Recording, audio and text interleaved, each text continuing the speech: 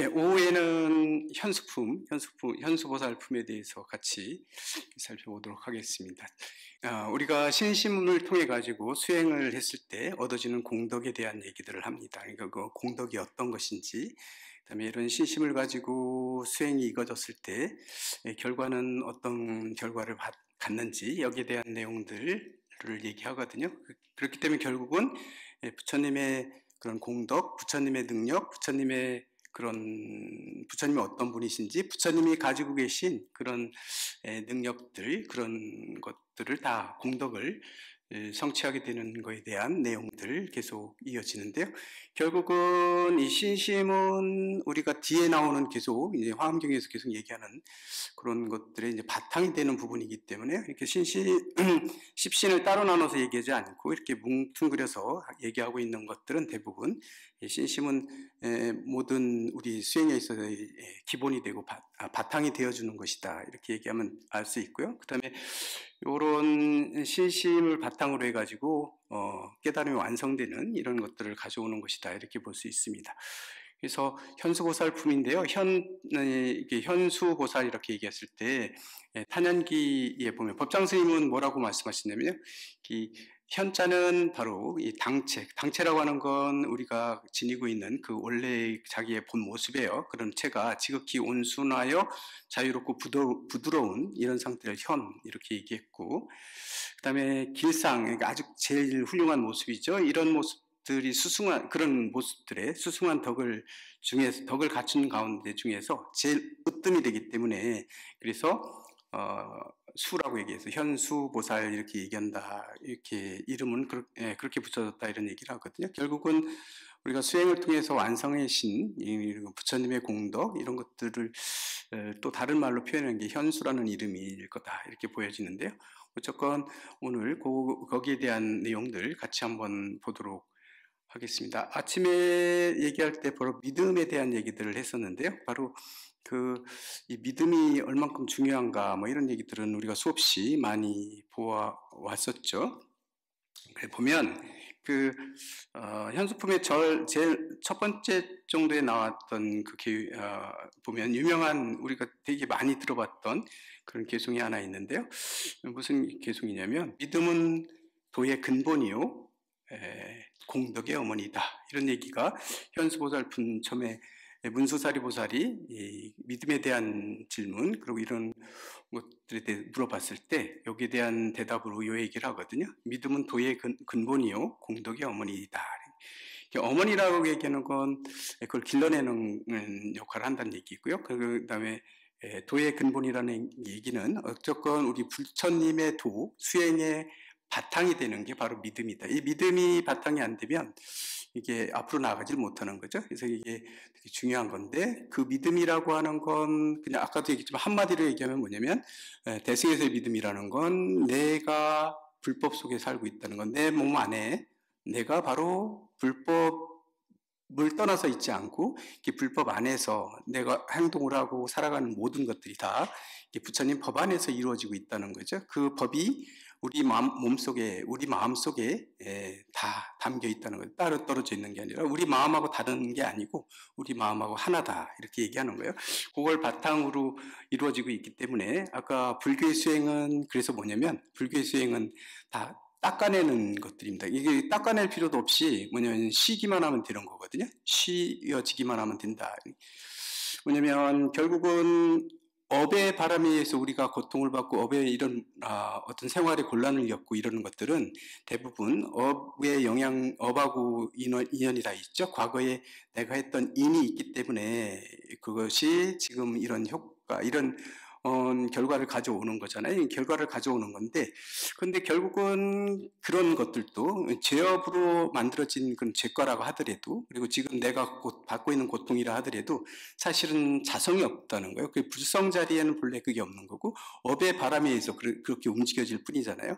그래서 이런 것들을 억지로 없애려고 하지 않아요. 이제 불교에서 보면 우리들은 뭐 이게 지금까지 괴로운 걸 다 버려버리고 새로운 세계를 꿈꾸고 새로운 자녀다운 자녀들은 행복하고 뭐 이게 기쁨만 있는 이런 세계를 꿈꾸는 걸 마치 이게 극락세계고 이렇게 생각하는데 그렇지 않다는 거죠. 뭐냐면 지금 이 순간 일어나는 일들은 업에 의해서 일어나는 일들이기 때문에 거기에 너무 연연하지 않는 거죠. 그냥 그대로 아프면 아픈 대로 받아들이는 거예요. 받아들이되 거기에 대한 두 번째 아픔이 생기지 않게 한다 이렇게 뜻이 괜히 그거에 대해서 뭐 없애려고 노력하고 뭐 이러는 게 아니라 그냥 바라보는 거죠.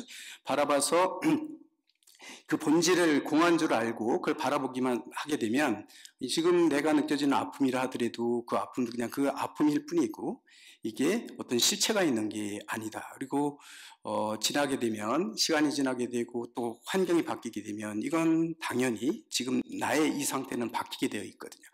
이 세상에 영원한 것은 아무것도 없기 때문에요.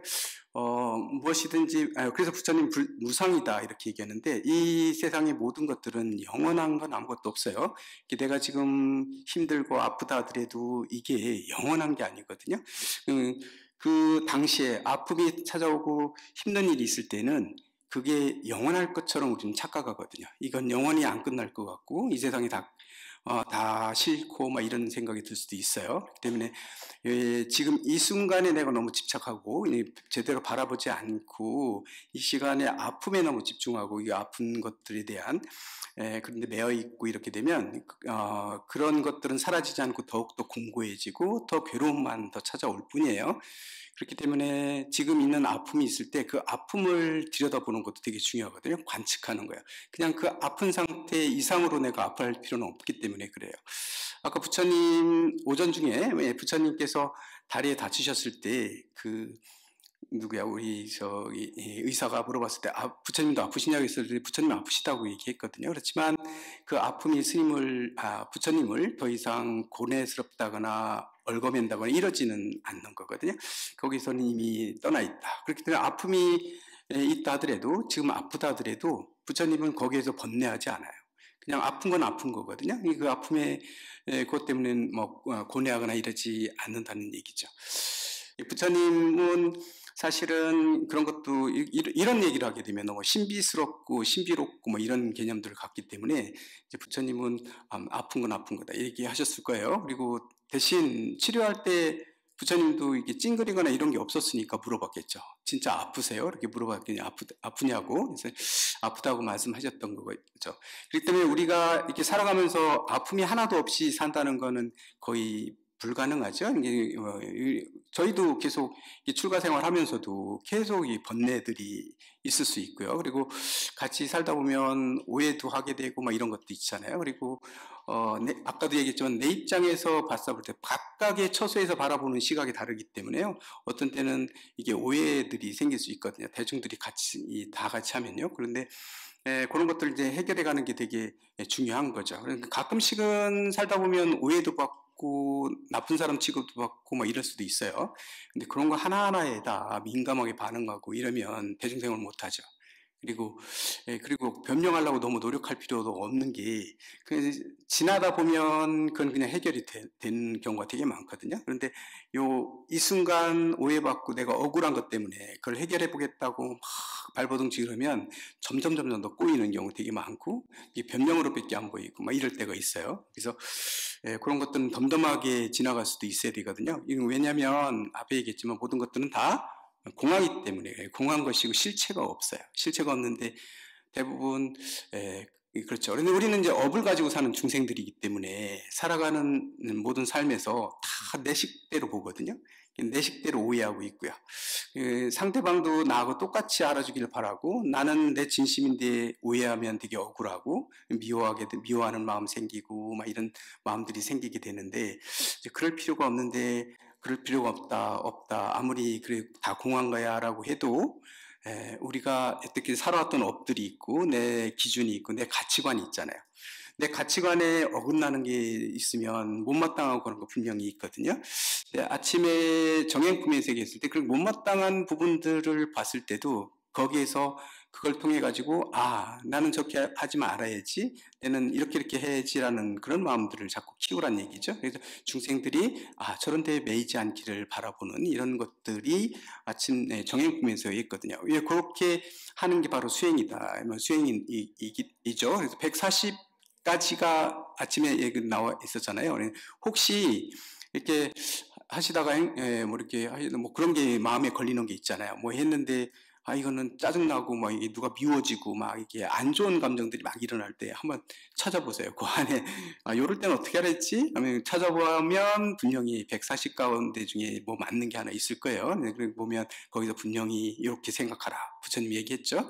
예, 물론 거기서는 부처님이 말씀하신 게 아니고 이제 문수사리 보살이 대답을 하고 계시지만 이건 다 부처님 말씀하고 뭐 같은 내용이다 이렇게 볼 수 있죠.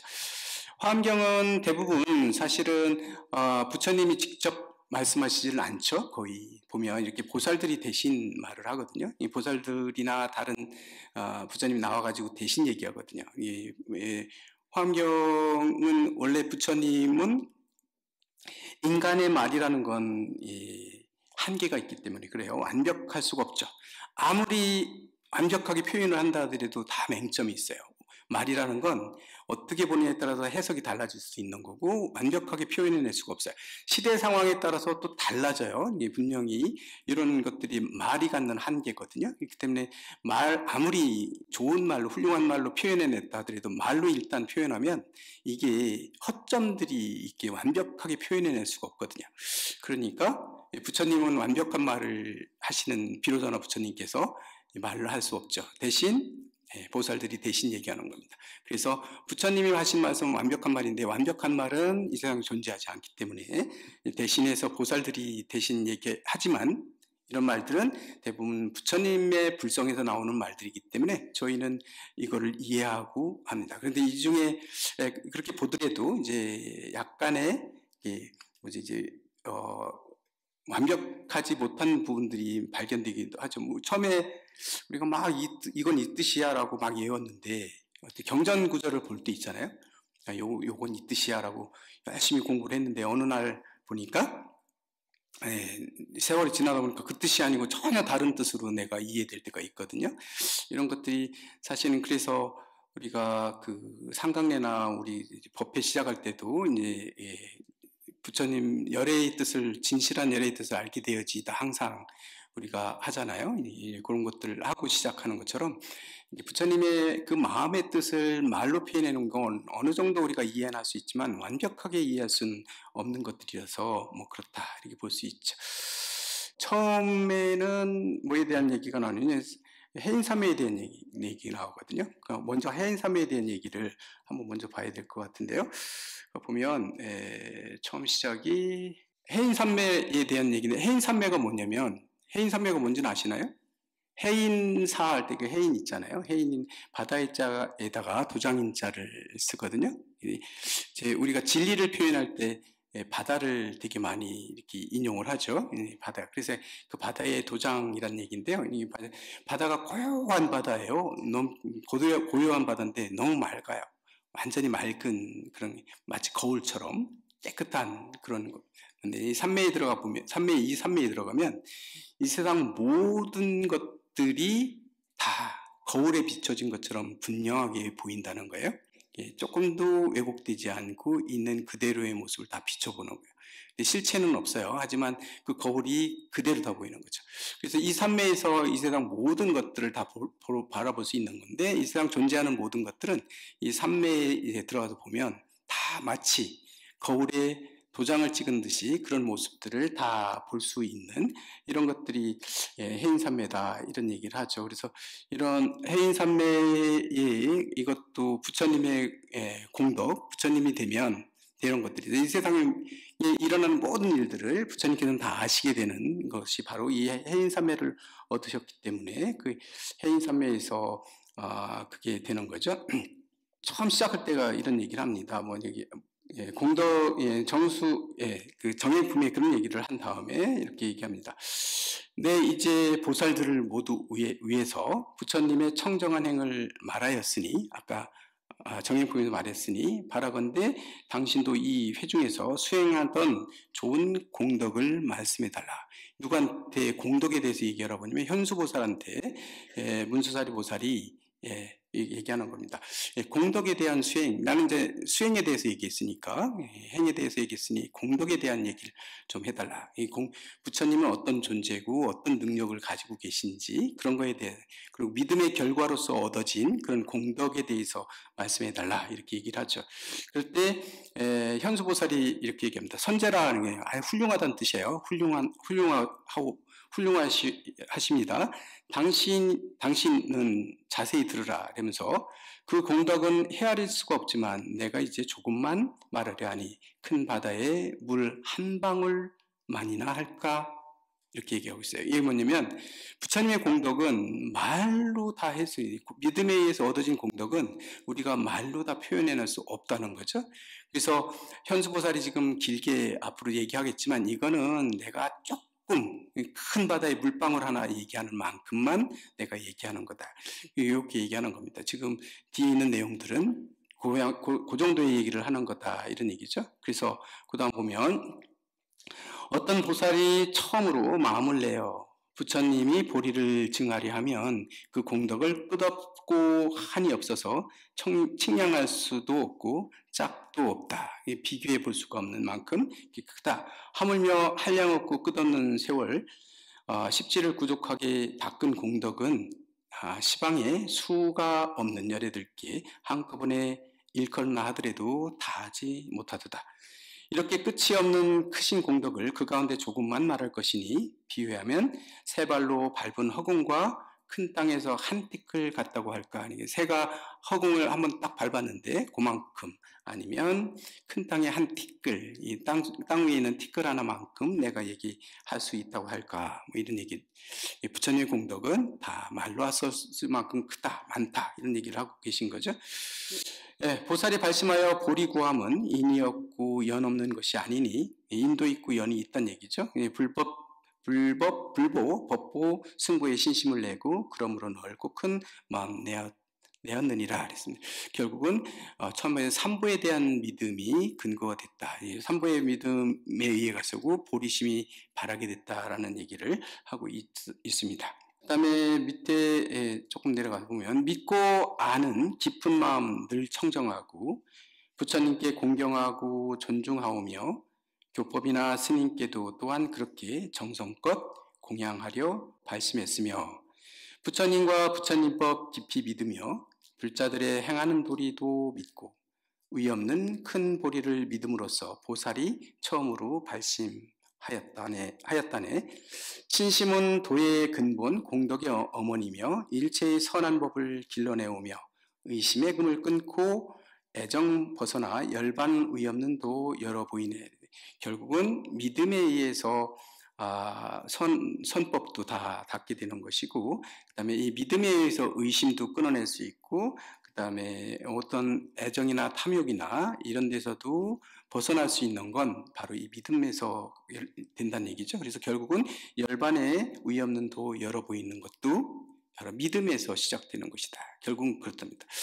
우리가 얘기하는 믿음이라는 게 결국은 믿음의 완성이라는 건 깨달음하고 연결이 되어 있다는 걸 알 수 있어요. 이게 결국은 믿음의 완성이라고 얘기한다면 깨달음이 완성이 됐을 때 믿음도 완성이 된다 이렇게 볼 수 있겠죠. 그래서 이런 믿음. 무조건적인 여기서 계속 우리가 알아보고 있지만 부처님 앞에서 얘기했고 여기서도 계속 얘기하는 것이 보면 그냥 무조건 믿으라는 얘기는 아닙니다. 그래서 자꾸 점검을 하고 의심이 있죠. 그래서 보살문명공부에서는 우리가 의심할 수 있는 부분들을 다 물어보거든요. 의심이 될 수 있는 부분들에 대해서 물어봐요. 그럼 부처님께서 거기서 대답들을 해주시고 이래에 대해서 그렇다라고 대답을 하시죠. 요게 이제 믿음에 대한 기초를 이루는 이해 이런 거였고, 그렇지만 그걸 실천에 옮기는 데 있어서는 되게 힘든데 일반적인 생활 속에서 우리가 할 수 있는 것 이런 것들 어떻게 세상을 바라봐야 되는지 일이 있을 때 그걸 어떻게 바라볼 것인지는 정행품에서 얘기한 거고요. 그다음에 결과로서 이렇게 나오는 것들 이런 것들은 바로 현수품에서 지금 얘기하고 있는 것이다. 이 신심에 대한 얘기를 되게 많이 하시는데 뒤에 보면 요 얘기도 합니다. 신심은 때가 없어 마음이 깨끗하고 교만을 멸제하고 공경의 근본이 되며 법의 창고에 첫째가 되는 재물도 되며 청정한 손이 되어 모든 행 받든다. 신심은 보시잘에 인색치 않고 신심은 환희하게 불법에 들고 신심은 지혜 공덕 증장케 하며 신심은 열애지위 이르게 하네. 신심은 모든 근을 맑고 이롭게 믿는 힘 견고하여 부술이 없고 믿음은 번뇌 근본 아주 멸하며 신심은 부처 공덕 향하게 한다. 신심에 대한 얘기들을 쭉 얘기하고 있죠. 믿음은 썩지 않은 공덕의 종자, 믿음은 보리수를 생장케 하며 믿음은 승한 지혜 증장케 하고 믿음은 온갖 부처 나타내도다. 예. 그러므로 행하는 차례 말하면 즐겨 믿음 좋지만 얻기 어려워 비유하면 일체의 세간 가운데 뜻따르는 보배 구슬 있음과 같다. 만일 항상 부처님을 믿어 받들면 계행 갖고 배울 곳을 능히 닦으며 계행 갖고 배울 곳을 능히 닦으면 바로 능히 모든 공덕 구족하리라 그랬습니다. 믿음에 의해서 우리가 모든 것들이 근본이 된다고 그랬는데 이 믿음을 부처님 믿게 되면 당연히 계행에 맞게끔 계행을 가지고 계행을 지킨다 이렇게 얘기했는데요. 불교에서 계행은 뭐죠? 계율이라고 하는 게 뭐 하지 말라 막 이런 게 계율은 아니에요. 불교의 계율은 조금 다르죠. 왜냐면 원래 우리가 가지고 있는 청정한 그 마음자리, 청정한 그 불성의 자리, 그 자리에 회복해 가기 위한 행위들, 그런 방법들을 다 뭐로 얘기하고 있냐면요. 그런 것들이 다 계율이 우리가 잘 지키는 거다 이렇게 얘기하는 거죠. 거기에서 멀어지는 거는 계행을 잘 못 지키는 겁니다. 청정해지는 결국은 청정한 자리로 돌아가는 게 해주는 게 다 계율이거든요. 그래서 우리가 뭐 하지 마라 했지만 그런 것들을 의미들을 들여다보면 꼭 그런 의미들만은 아닌 거고 오히려 계율에 이렇게 묶여서도 안 되는 그런 걸 가지고 있죠. 사실은 이 계행을 잘 지킨다고 하는 게 그 유마경이 저희가 지금 유마경을 좀 보고 있는데요. 유마경의 불국도품에 보면 그런 얘기 나오거든요. 그 유마의 거사한테 문수다리 보살이 물어봤나요?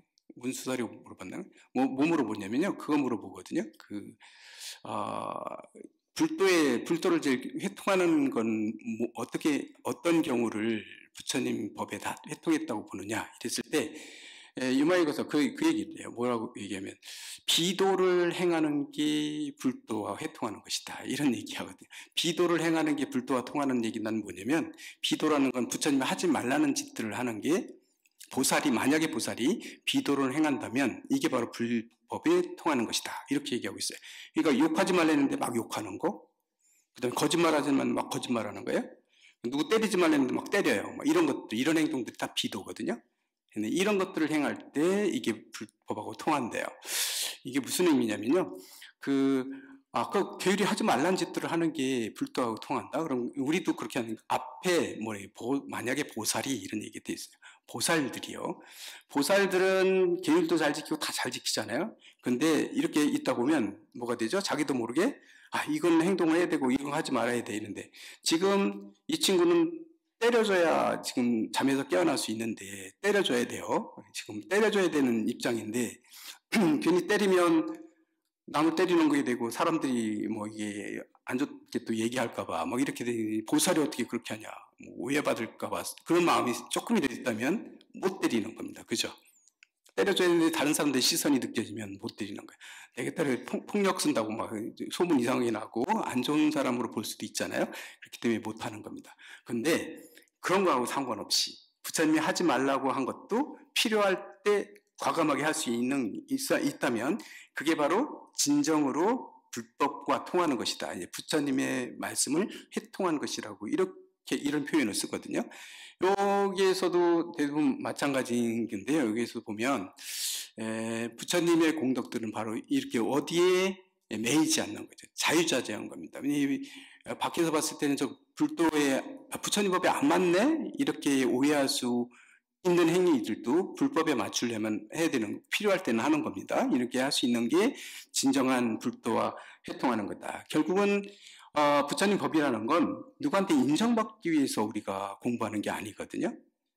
내가 불도를 이루고 내가 수행해서 완성을 한다는 게 누구에게 인정받기 위해서, 저 스님은 깨달은 분이야, 훌륭하신 분이야, 도가 높아, 이런 대접을 받기 위해서 공부하는 건 절대로 아니에요. 공부하는 데 목적이 남이 나를 평가하는 건 그렇게 중요하지 않아요. 자기 스스로 자기 공부해서 자기가 익히는 게 되게 중요한 거지, 다른 사람들이 뭐 이렇게 잘못 얘기하고 욕먹고 오해하고 이럴까봐 무서워서 못하면 그거는 불법이 아닌 거죠. 완전히 보살들이 모든 선행만 해야 되는데 그렇지 못할 때, 그럴 때 이제 이런 여기 유마경에서 바로 그런 얘기했을 거예요. 그래서 그 얘기했을 거예요. 바로 그런 사람들 다 할 수 있는 이런 것들이 진짜 불법하고 통하는 것이다. 그렇게 얘기했는데요. 여기서도 대부분 다 뭐 그런 얘기도 하죠. 조금 이게 믿음이라는 게 그냥 믿음이 진짜로 이게 강화되고 이해가 되고 그러면 그런 게 남하고는 상관없는 거죠. 그렇게 행동으로 옮길 수 있는 게 바로 그렇다, 이렇게 볼 수 있습니다. 그 다음에 보게 되면요, 그 쓸쓸한 벌판에선 큰 나무가 되고 감나가는 좋은 약의 창고도 되고 여의주로 찾는 것을 따라 나오고 여의주는 모든 것들 다 내껴주죠. 바른 도로 중생에게 모두 보이네. 이 세계가 처음으로 이룩하면서 중생의 살림살이 못 갖추거든 보살이 솜씨 좋은 공장이 되어 그들에게 가지가지 업을 보이며 중생을 괴롭히는 물건 안 짓고 세상에 이익되는 일을 말하며 주술이나 약풀이며 여러 언론들, 이러한 모든 것을 능히 말하네. 온 세상 선인들의 수승한 행을 하늘이나 사람들이 우러르라니 이와 같이 어려운 고행법 보살이 때를 따라 능히 짓도다. 외도에 출가하는 사람도 되고 숲속에서 부지런히 고행도 하고 의복을 입지 않은 맨몸도 되며 저러한 무리에게 스승도 되며, 이게 뭐냐면 이제 불법 믿음의 우리가 완성된 상태의 그런 공덕을 얘기하는데 지금 하고 있는 건데요. 여기서 보면 외도에 출가하는 사람도 되고, 그래서 때에 따라서는요, 그러니까 부처님의 제자가 아니라 부처님의 법을 전하기 위해서 외도가 되기도 한다는 얘기예요. 외도에 출가해서 사람도 되고, 이 숲속에서 부지런히 고행도 하고, 부처님은 고행을 버렸거든요. 이 고행주의자들을 부처님은 뛰어넘는 걸 얘기했는데 고행주의자 때로는 된다는 얘기예요. 그다음에 의복 입지 않은 맨몸도 되어, 의복을 입지 않은 맨몸이 되었다는 얘기는 인도에 가면 지금도 살아있는 종교가 있죠. 불교는 많이 이제 인도에서는 거의 쇠퇴했다 다시 좀 부흥하고 있는 입장이잖아요. 근데 인도에 부처님 시대 때부터 지금까지 여전히 그대로 유지되고 있는 종교가 하나가 있잖아요. 자인화교라고 있거든요. 이 자인화교는 발가벗고 다니는 종교예요. 수행자들이 옷을 하나도 걸치지 않아요. 극단주의적인 고행을 추구하죠. 이분들은요, 아주 청정한 삶을 극도로 추구하는 그런 경향이 있어요. 불교보다 훨씬 더 극단적인 것들이죠. 그런데 때로는 이런 사람들도 되기도 한다는 거예요. 왜냐하면 공덕이 뛰어나신 부처님의 믿음에 의해서 공덕을 갖춘 진정한 부처님이시라면 외도들 상관없이 때가 필요하면 그들의 모습으로 다 가가지고 그렇게 할 수 있다는 거죠. 외도도 되는 걸 꺼리지 않는 거죠. 비도를 행하는 게 불도 통한다고 그랬는데 아까 필요할 때는 그들을 제도하기 위해서는 그렇게 되는 거예요. 이런 것들을 얘기해주고 있죠. 이게 아주 가능하다. 아주 자연스럽게 부처님은 그렇게 움직이신다는 거예요. 외도가 되기도 한다는 얘기죠. 그다음에 가지가지 사명으로 살기도 하고, 사명이라는 건 삿된 거리들이에요. 가지가지 삿된 우리가 사는 생계를 유지할 때 삿된 것들이 뭐가 있을까요? 대표적인 것들은 그걸 우리가 막 믿고 뭐 이렇게 막 공들이는 거 있잖아요. 이건 삿된 그런 걸 통해 가지고 살아가는 건 삿된 그런 거죠. 그리고 돈을 벌기 위해서 막 이렇게 뭐 수행하는 척하면서 돈을 모으는 쪽에 힘쓴다는 이런 것들은 삿된 방법이거든요. 이게 삿되게 목숨을 유지하는 거죠. 이런 것들을 하기도 한다는 거예요. 부처님, 진짜 부처님은 거기 그의 공덕이, 믿음에 의해서 공덕이 완성된 부처님의 공덕은 가지가지 이 삿된 생활 방식 이런 것들로 가지고 살기도 하고, 그릇된 법을 행하면서 옳다고 하고, 잘못하면서 막 이게 옳다고 거짓말로 주장하기도 하고, 그 다음에 범죄들이 모든 의에 나타내어서 저러한 우리에게 상수게 되면 별것도 아닌데 대중이 우두머리가 돼가지고 이끌기도 하고, 이런 모습도 보여준다는 거죠. 이게 부처님이 그렇다는 거죠. 5군데에 지지면서 해 따라 돌고 소와 개와 사슴 개행 같기도 하며 떨어진 옷을 입고 불을 섬기니 그런 이를 교하여 스승이 되네. 그들을 다 교화하기 위해서 스승이 되어주는 게 진짜 부처님의 모습이고 그런 공덕이라는 거죠. 믿음의 공덕으로 완성된 분들은 이렇다는 거예요. 그래서 우리가 너무 외도 다른 종교를 우리는 외도라고 얘기하긴 하죠. 그런데 너무 터부시할 필요는 없는 겁니다. 사실은 부처님처럼 깨우치신 분들은 혹시 모르죠. 지금 그쪽에 가서 활동하고 계실 수도 있어요.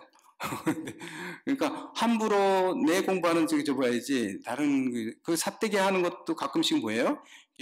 일본 내 눈에는 안 띄는데 저분 참 삿되게 산다 그래가지고 꼭 무조건 비난할 수 있는 건 아니에요. 내 눈이 띄어야 되는 겁니다. 그래서 그런 것들 따라갈 수는 없죠, 사실은. 그런데 우리 정법으로 봐서는 때로는 그렇게 한다는 거죠. 이제 그런 걸 너무 좋아하면 그렇게 할 수 있다는 거예요. 이게 개의치 않고 하는 거죠.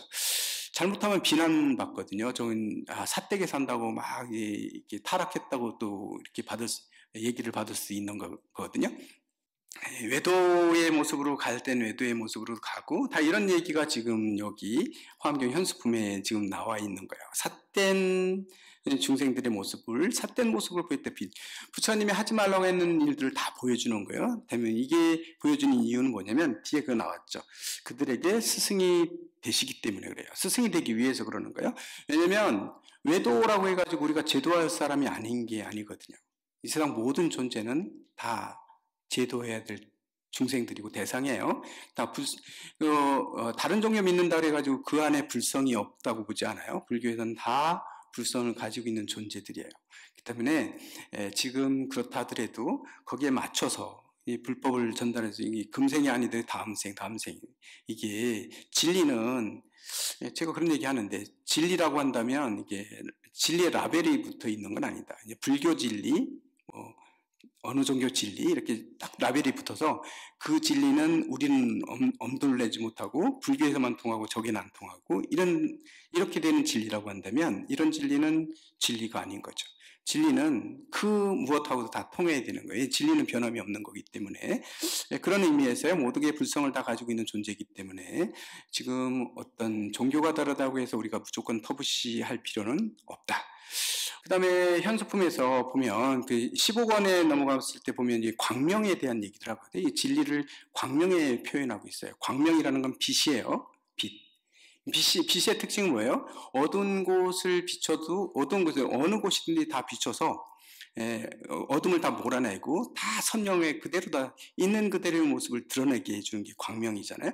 그래서 보면 이 현수품 중에 끝부분에 보면 뒷부분에 보면 이게 광명으로 이제 표현해 놓은 것들이 있거든요. 이제 그래서 광명품이라고 얘기하는데 광명 모광 각조 삼매문에서 모공에서 빛을 발하는데 이 빛이 다 이 빛의 이름들을 지금 얘기하고 있는 거죠. 아까 제가 먼저 읽었던 것처럼 좋은 삼매에 있으니 이름이 안락이란 삼매가 있는데 두루능이 여러 중생 제도하는데 헤아릴 수가 없는 큰 광명로와 보는 이를 모두 다 조복해. 그 광명만 보면 다 조복되게 만든다. 부처님의 이 법이 완성이 되면 여기서는 광명이 나오는데 이런 광명이 바로 안락이라는 광명은 이렇고 그다음 두 번째 뭐예요? 그 다음에 또 광명을 놓으니 이름이 조요다. 비추고 고요하게 비춰주는 거예요. 환하게 비춘다는 뜻을 갖는 이름이 조요인데, 온갖 하늘 광명 무색케 하고 여러 가지 어두운 것 모두 없애요. 중생들을 위하여 이익 지으며, 이 광명이 일체 중생 일러 깨워서 등촉으로 부처님께 공양케 하며, 등촉으로 부처님께 공양함으로 세상에 의 없는 등 이루느니라.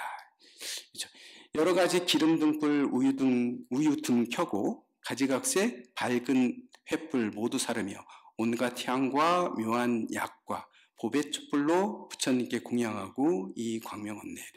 이런 광명은 어떻게 얻어졌냐면 그 이유를 뒤에 얘기했어요. 이 지금 부처님의 광명을 우리가 완성시켰는데, 이 광명은 모든 중생들을 다 비춰가지고 그들을 다 환하게 다 비춰줘서 이득을 주시는데, 이런 광명을 얻은 원인을 여기서 얘기하고 있죠. 이 원인은 과거에 어떻게 되면 등불을 켜서 부처님께 공양 올리고 온갖 향과 묘한 약과 보배 촛불로 부처님께 공양 올렸던 그런 인과다. 그런 결과로서 이 광명을 얻게 된다, 이런 얘기하고요.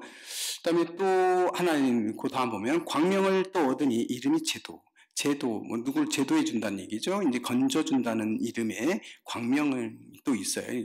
이 신행생활을 통해서 우리가 믿음을 통해서 수행생활을 통해서 얻어지는데, 또 광명을 또 얻는데, 그 광명은 바로 제도라고 하는 이름의 광명을 얻으니, 이 광명이 일체 중생 일러 깨우고, 중생들이 잠자고 있는 중생들, 진리에 대한 관심이 없는 중생들을 깨워 일으키는 역할을 하고, 그들로 큰 서원을 널리 내어서, 그들로 하여금 서원을 이렇게 내어서 욕심바다 중생들을 제도케 한다. 욕심의 바다에 빠져 있는 중생들을 다 제도해 주신다. 이 광명, 제도라는 광명이 비춰지면 뭐 이런 중생들을 다 제도해 주신다. 만일 능히 큰 서원을 널리 내어서 욕심바다 중생들을 제도한다면 네 가지 폭포수를 능히 건너가 근심 없는 해탈성에 인도하리니, 결국은 해탈의 성에 이르게 되리니, 여러 사람 다니는 큰 물 있는데 다리와 배와 떼를 만들어 놓고 유의법을 해방하고 정멸을 찬탄, 그러므로 이런 광명 이루었도다. 이 광명을 얻은 이유는, 제도라는 광명을 얻었던 그 원인은 과거생에 물이 있으면, 중생들이 다 사람들 건너가는 큰 물이 있으면 거기에 뭐를 해줘요? 다리도 만들어주고, 중생들이 건너기 편하라고 다리도 만들어줬고, 그 다음에 뭐냐면 이런 것들이 다 유의법 속에서 일어나는 일들이거든요. 하지만 우리 중생들이 하고 있는 이런 것들에 대해서, 유의법으로 하는 것에 대해서 자만하거나 뭐 좋다거나 뭐 의시되거나 내가 이런 거 했다거나 이런 마음들 다 없애버리게 하고, 그런 걸 다 비워버린 상태를 찬탄하면서, 그러니까 그런 다리를 놔줬으면서도 자기의 유의법으로서의 그런 남한테 칭찬받거나 아니면 뭐 표창을 받거나 이런 것들 다 파헤치고, 오직 내가 한 것에 대해서 그냥 정멸을 찬탄하는 거죠. 이게 모든 건 다 내 공도 없는 거고, 사실 그냥 해놓은 거지, 여기에서 뭐 다른 거 내가 뭘 바래서 한 게 아니기 때문에 이런 찬탄했던 이런 생활을 했기 때문에, 그러므로 이러한 광명 이루었도다. 이 광명도 그렇게 이루었다는 얘기죠. 그 다음에 보면 이거 쭉 뭐 그런 내용들 쭉 나오는데요. 또 환이라는 광명 한번 볼게요. 광명을 또 놓으니 이름이 환희스럽다 할 때 그 환이에요. 환희. 이 광명이 일체 중생 일러 깨워서 그들로 보리도를 우러르게 하고 스승 없는 도리를 증하게 하니, 이게 뭐냐면 보리도를 우러러왔다는 건 우리가 깨달음을 향한 그런 마음, 이런 것들을 자꾸 우러르고 칭찬하고, 스승 없는 도리를 증하게 했다. 이 스승 없는 도리는 뭐냐면, 우린 대부분 부처님이 깨달으신 것도 스승의 없는 도를 깨우치신 거거든요. 부처님을 누가 인도해 준 적이 없어요. 부처님은 마지막 깨달았고 난 다음에 스승 없이 깨달으셨다고 했어요. 당신이 먼저 자기를 일깨워주고 일러주신 분들은 있겠죠. 이런 스승 없는, 당신이 깨달은 도는 스승이 없는 도를 깨달으셨어요. 이거는 자기만이 증득할 수 있는 거야. 누가 옆에서 해줄 수 있는 게 아니잖아요. 여기서도 뭐라 그러면 스승 없는 도리를 증하게 하니, 이런 얘기는 뭐냐면 우리가 만약 깨달음 얻었다면 이건 부처님이 주신 게 아니고 부처님이 의해서 내가 그걸 아는 게 아니고, 물론 부처님의 도움을 받아서 갔지만 마지막 깨우치는 그 장본인은 내가 한 거거든요. 스승 없는 도를 깨우치신 거다, 이렇게 얘기하죠. 증하는 것이니. 열에 자비하신 형상 만들어, 이런 공덕을, 이런 광명을 내가 받게 된 이유는 열에 자비하신 형상 만들어, 부처님의 모습을 막 우리 형상으로 만들어서 모든 상호 장엄하여 단에 모시고, 아주 훌륭하게 만들어서 단에 모시고, 수승한 모든 공덕 항상 찬탄해, 부처님의 공덕들을 항상 찬탄해서 그렇게 해서 이런 광명 얻었도다, 이런 광명 이루었도다, 이런 얘기. 열에 자비하신 형상 만들어 모든 상호 장엄하여 단에 모시고 수승한 모든 공덕 항상 찬탄해, 그러므로 이런 광명 이루었도다. 어떤 날요? 환희라고 하는 광명을 이루었다. 사람들을 환희스럽게 만들어주는 이런 것들. 그래서 불사라고 하는 게, 그래서 옛날에는 뭐 그게 불사가 중요한데 이런 불사도 어떻게 보면 중요하구나, 이런 생각했어요. 이게 뭐에 매일 필요는 없는 거다, 이런 생각하게 되는데요. 이렇게 됩니다. 그래서 광명에 대한 얘기들을 이렇게 많이 하고 있죠. 그렇습니다. 아까 해인산매 얘기했고요. 우리는 해인산매를 통해 가지고 이런 광명이나 뭐 이런 것들을 다 맞이하게 되게 되는데, 그 다음에 뒤에 나오는 이 산매는 또 화엄산매라고도 얘기하잖아요. 우리가 화엄산매, 우리가 화엄경을 보고 있기 때문에요. 화엄산매는 뭐냐면, 화엄이라고 하면 꽃으로 장엄했다는 거거든요. 꽃으로 장엄되어진 예요.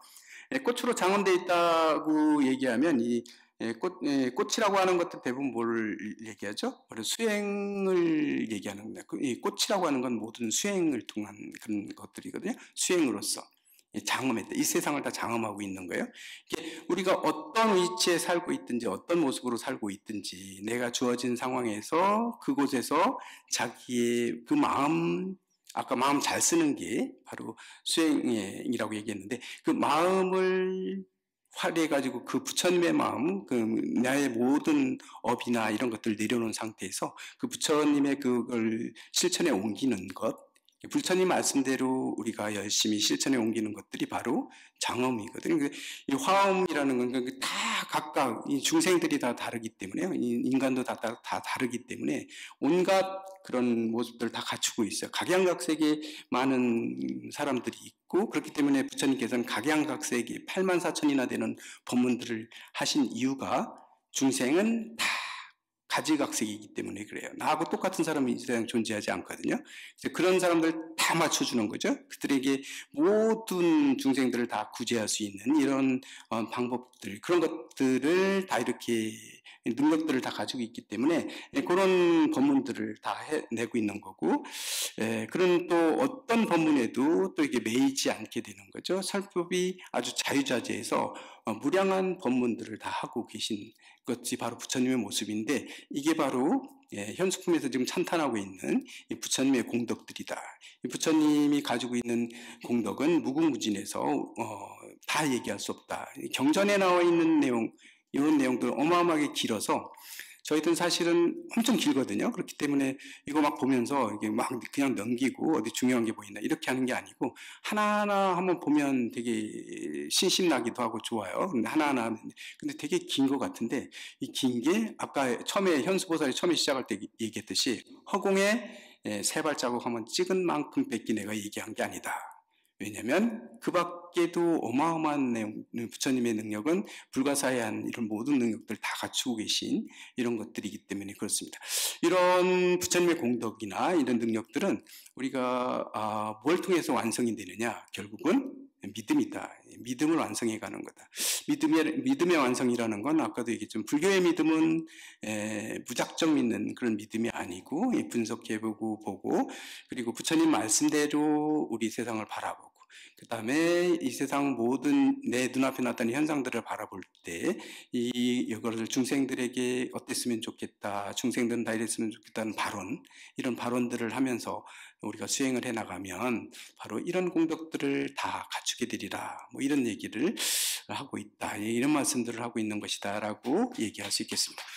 어쨌건 오늘 저희 같이 본 것은 불교에서의 믿음에 대한 얘기였어요. 이 믿음은 여기서 끝나는 게 아니고 사실은 모든 수행의 베이스로 깔려 있어요. 이 깔려 있는 것들이거든요. 그래서 믿음의 완성은 같이 갑니다. 그래서 끝날 때까지 같이 가지만 이 믿음이 모든 게 바탕이 되는 거기 때문에 믿음에 대한 것들 한번 다시 조망해 보시고, 불교에서 내가 믿는 게 뭔가, 이 믿음이라는 게 어떤 건가, 그리고 나는 얼마만큼의 신심이 지금, 우리가 신심 깊다고 얘기했을 때 이 신심 깊다는 얘기는 그만큼 불교의 교리를 잘 이해하고 실천에 옮길 수 있는 분들을 얘기하는 거거든요. 그냥 무조건 가서 막 절만 한다고 해서 되는 거는, 물론 절이라고 하는 게 중요하긴 하지만 뭐 또 그 오해하시면 안 되고, 그게 아니란 얘기는 아니고, 그걸 떠나서 이해도 같이 하시는데 이게 진정한 신심들이 일어나는 거고, 불교의 신심은 그런 신심들을 얘기하고 있다. 그래서 모두가 다 화엄경 끝날 때까지, 이 화엄한사님 끝날 때까지 계속 다 들으시고 다 보시고 공부하셔서 신심도 같이 완성해 가시는데, 오늘 어제하고 오늘 보셨던 그런 내용들을 바탕으로 해서 그 위에 그런 것들을 같이 이렇게 세워가시면 이 화엄살림법회 끝날 때 정도는 다들 신심 깊은 불자님들 돼 있을 거라고 이렇게 생각됩니다. 오늘 여기서 끝내죠. 끝내겠습니다. 나무영산